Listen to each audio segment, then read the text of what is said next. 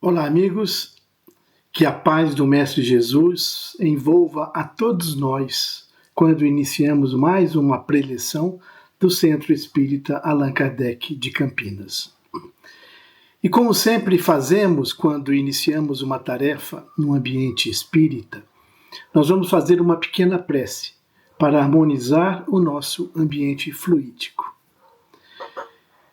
Vamos então elevar o nosso pensamento a Deus, nosso Pai de infinita bondade, a Jesus, nosso Mestre maior, nosso exemplo de virtude, desejando que eles possam estar conosco nesse momento, nos orientando, nos acompanhando através de seus mensageiros, dos bons espíritos, para que tenhamos o ambiente adequado para tanto transmitir a mensagem como para receber os ensinamentos que serão aqui ministrados. E que no final desse nosso singelo trabalho, a gente possa ter elementos para reflexão e para compreender um pouco mais essas mensagens tão importantes que estão no Evangelho de Jesus. Gratidão a todos. Muito bem. Hoje, então, nós vamos estudar o capítulo 13 do Evangelho segundo o Espiritismo. Nós vamos ver os itens de 5 a 8, de 10 a 13, 15 e 16. O título desse capítulo é Que a mão esquerda não saiba o que faz a direita. Então, em um mundo que tantas vezes nos convida ao egoísmo e ao imediatismo, voltar os nossos olhos e corações para a caridade é reencontrar a essência da nossa jornada espiritual. Nesse estudo de hoje, nós vamos conhecer qual é o sentido da caridade, aquela que mostra a nossa real intenção quanto a praticamos. Compreender que quanto mais oculta for essa caridade, melhor será. Então, quando pensamos em caridade, qual a primeira imagem que nos vem à mente? Será doação? Ajuda material? Sim, tudo isso faz parte. Mas a doutrina espírita, em sintonia com os ensinamentos de Jesus, nos convida a uma compreensão muito mais profunda e abrangente do que isso. Vamos lembrar então de uma cena tocante descrita no Evangelho. Nessa passagem, Jesus, observando no templo as pessoas que depositavam suas ofertas no ofertório, percebeu que muitos ricos lançavam ali grande quantia de moedas. Esse ofertório também era conhecido como gasofilácio e tinha a aparência de uma trombeta invertida. Esse formato de trombeta invertida ampliava o som das moedas quando elas eram jogadas.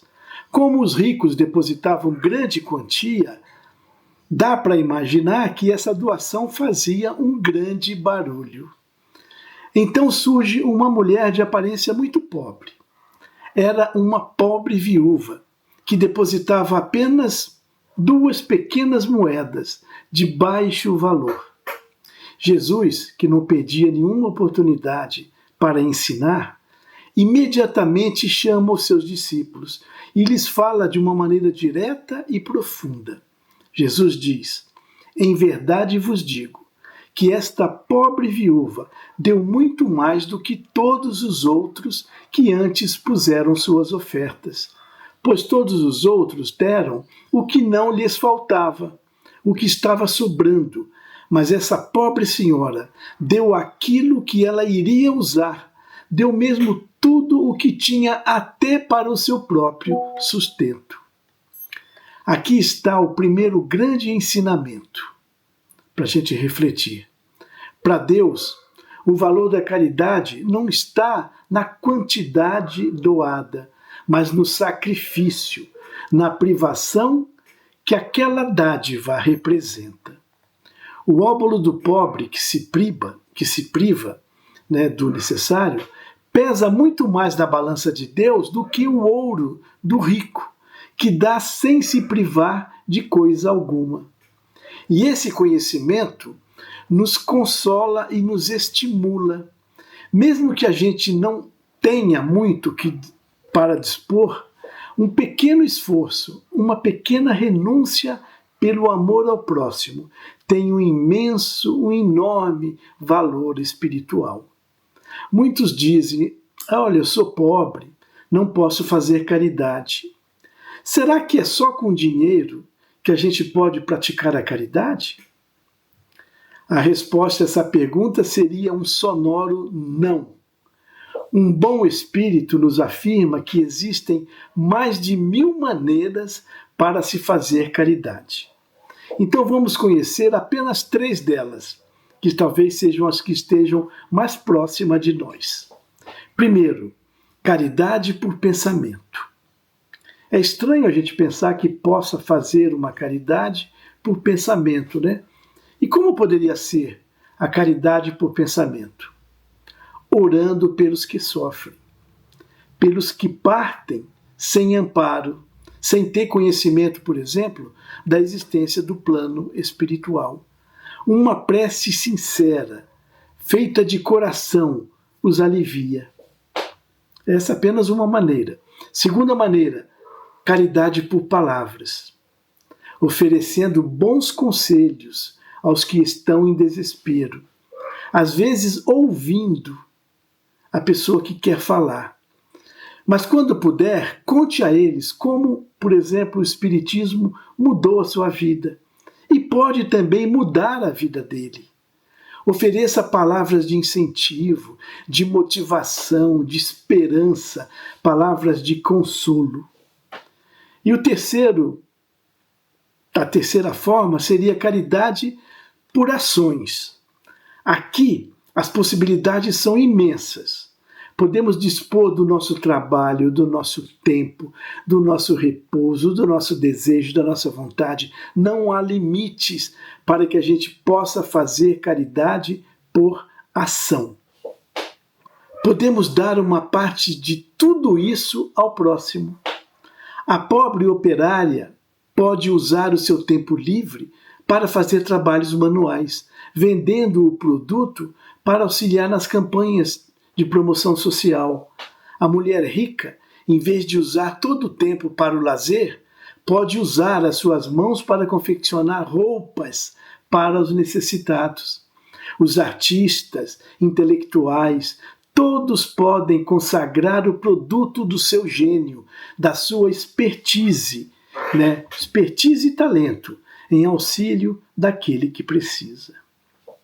Mais adiante, Jesus oferece um outro ensinamento. Ele diz o seguinte: quando fizer uma festa, não convide para ela os vossos amigos, mas convide os pobres e os estropiados. Difícil compreender essa mensagem de Jesus, né? E esse é mais um dos ensinamentos que precisamos refletir bastante para compreender a sua essência e a beleza do ensinamento que está nele. Será possível que Jesus quis dizer que, em vez dos amigos, alguém deva convidar para sua casa os mendigos que estão na rua? Essas palavras esquisitas, elas se tornam sublimes se forem olhadas pelo componente espiritual.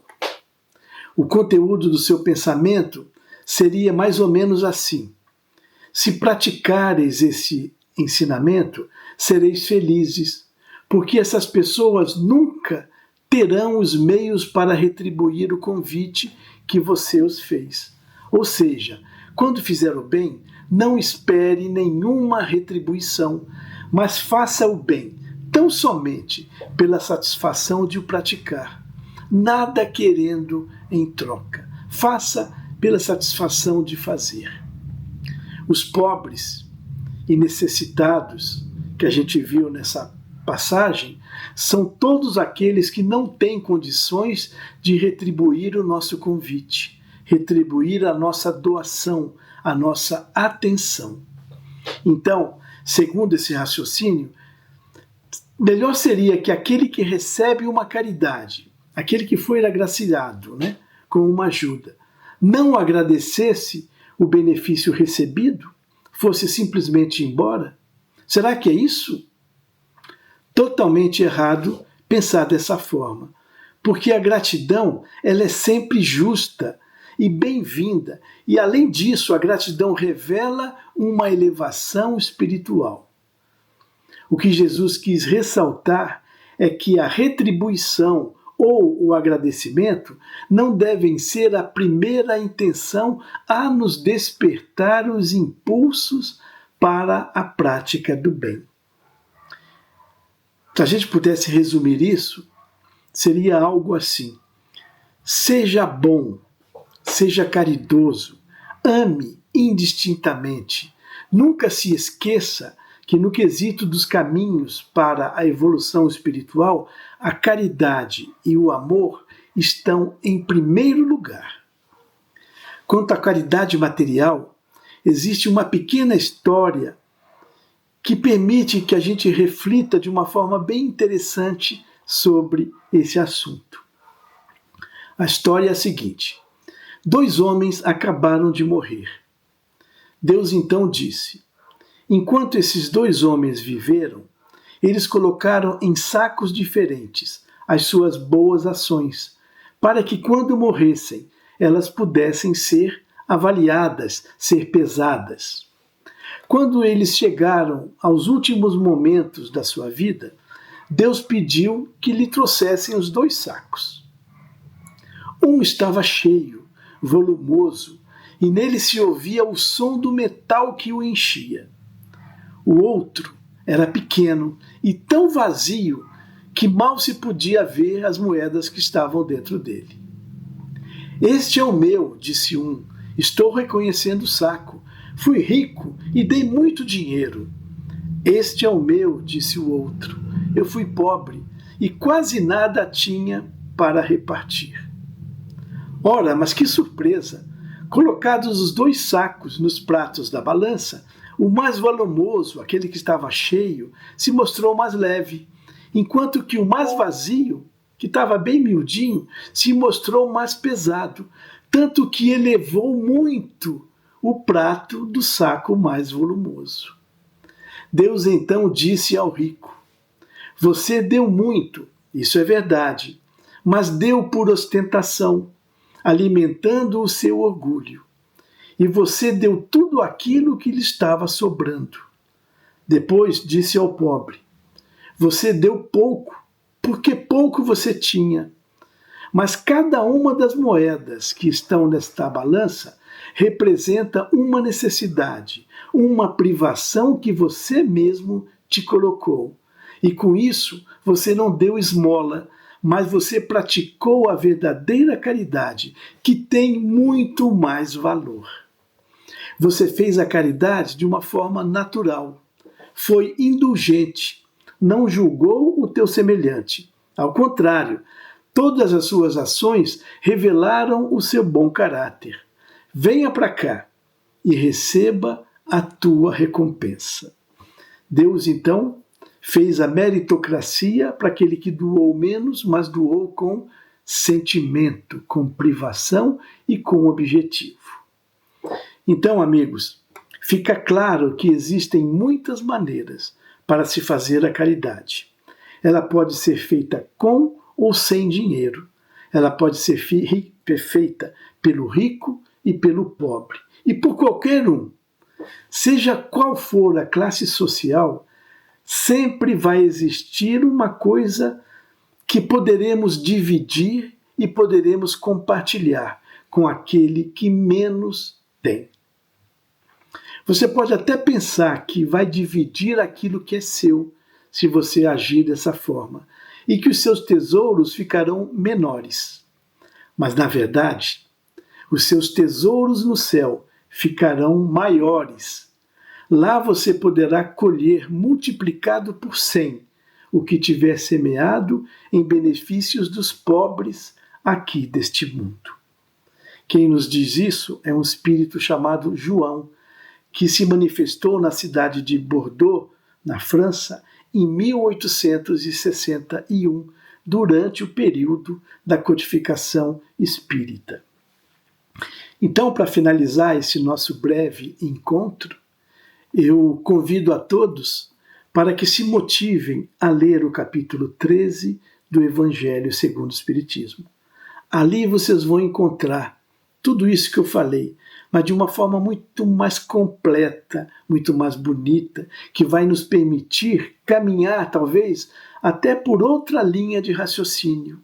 Então é sempre importante a gente ouvir uma preleção e se motivar a buscar no Evangelho aquilo que lá está escrito, para que a gente complemente o ensinamento, ou a gente até descubra algo que a gente deixou de comentar aqui pelo pouco espaço de tempo que nós temos. Então fica já, de antemão, o convite para que a gente se motive a estudar o capítulo 13 do Evangelho segundo o Espiritismo. Nós vamos então encerrar esse nosso breve encontro fazendo uma pequena vibração, e a vibração em si já é uma oportunidade de fazer a caridade. Porque quando a gente vibra por alguém, a gente simplesmente está doando sentimentos, doando bons fluidos, bons pensamentos, que pode fazer a diferença para aquele que está em necessidade, que está sobre um descontrole, que está precisando de um auxílio maior. E é o que nós vamos fazer, então, a partir desse momento. Então eu convido a todos para que elevemos mais uma vez, inicialmente, o nosso pensamento a Deus e a Jesus, para agradecer essa oportunidade desse encontro, essa oportunidade dessa reflexão. E a partir disso que possamos, com os pensamentos uníssonos, em união, poder vibrar, primeiramente, por aquelas pessoas que estão abandonadas, desamparadas, sem esperança, entregues à própria sorte. Muitas estão abandonadas nas ruas, estão abandonadas também nos hospitais, estão abandonadas nos asilos, nas casas de detenção. Muitas estão abandonadas na sua própria casa. Muitas que estão em abandono também são jovens, são adolescentes, são crianças que passam por essa dura prova. Que a gente possa, nesse momento, direcionar para todas elas os nossos melhores sentimentos e desejos, de que esses fluidos gerados agora possam tocar o seu coração.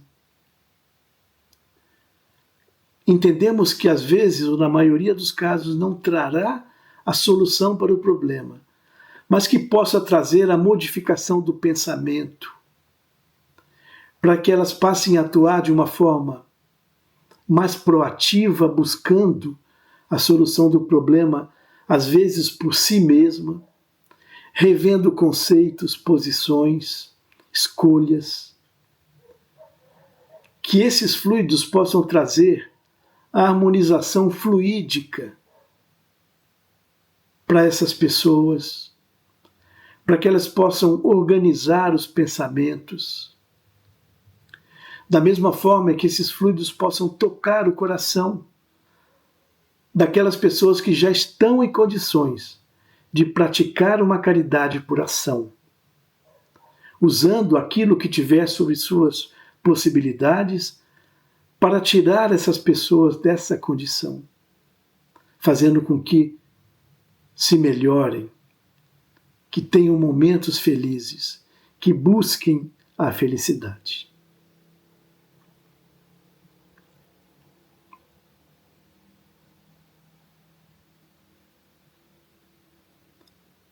Trazendo nossa vibração para mais próximo de nós mesmos, vamos vibrar por alguém em especial, que seja do nosso conhecimento, às vezes até do nosso convívio, e que nesse instante esteja passando por uma dificuldade e precise desse auxílio maior. Vamos desejar que esses fluidos também possam trazer a solução para o seu problema, seja ele um problema de saúde, de relacionamento, um problema financeiro, a falta de emprego. Não importa qual seja o problema específico dessa pessoa que estamos mentalizando nesse instante. Que a soma dos nossos desejos e as nossas vontades possa fazer a diferença nesse momento para essa pessoa. E se a solução do problema não for possível, e a gente não sabe quais são as razões pelas quais ela passa por essa dificuldade, mas que pelo menos esse nosso auxílio possa trazer a resiliência, a esperança, a resistência, a força necessária para que ela passe por essa dificuldade, mesmo que de uma forma lenta. E que, se possível for, que ela possa entender, dentro de suas possibilidades, que a maioria das dificuldades pelas quais passamos são, na verdade, oportunidades. Oportunidades de aprendizado e de conhecimento, mudança de conduta, que nos é oferecido pela espiritualidade amiga, em prol do nosso crescimento. Que possamos encontrar tudo isso agora, desejando esse sentimento para essa pessoa que acabamos de mentalizar.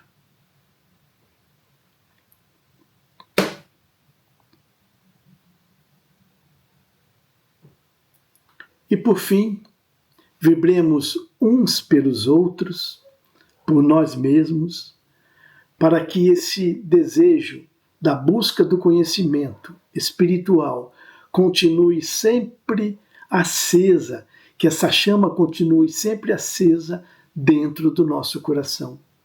Que a gente busque se melhorar a cada dia, entendendo os ensinamentos de Jesus, praticando o amor ao próximo, a tolerância, a benevolência, sendo um exemplo para aqueles que convivem conosco. Sabemos que isso é muito difícil, mas se a gente tiver o auxílio da espiritualidade amiga, que percebendo o nosso desejo em se melhorar, certamente nos auxiliará nessa tarefa tão difícil da busca pela reforma íntima, que tem que se tornar um dos maiores objetivos pelos quais devemos lutar. Porque essa é a razão principal de estarmos aqui nesse momento, interagindo com as pessoas que estão ao nosso redor, levando nossa vida adiante. É nos melhorarmos, para que quando retornarmos à pátria espiritual, possamos voltar mais instruídos e evoluídos do que aqui chegamos. Nossa gratidão, então, a Deus, a Jesus e aos bondosos amigos espirituais, pelo auxílio que tivemos agora, nesses poucos minutos de estudo. E eu agradeço particularmente a todos que tiveram a paciência de nos ouvir através dessa plataforma digital. E que, se for permitido, se for possível, que a gente possa se encontrar no futuro, para continuarmos esse estudo sempre em conjunto, participando coletivamente dos ensinamentos do nosso Mestre Jesus. Desejo harmonia, paz e felicidades a todos e até o nosso próximo encontro.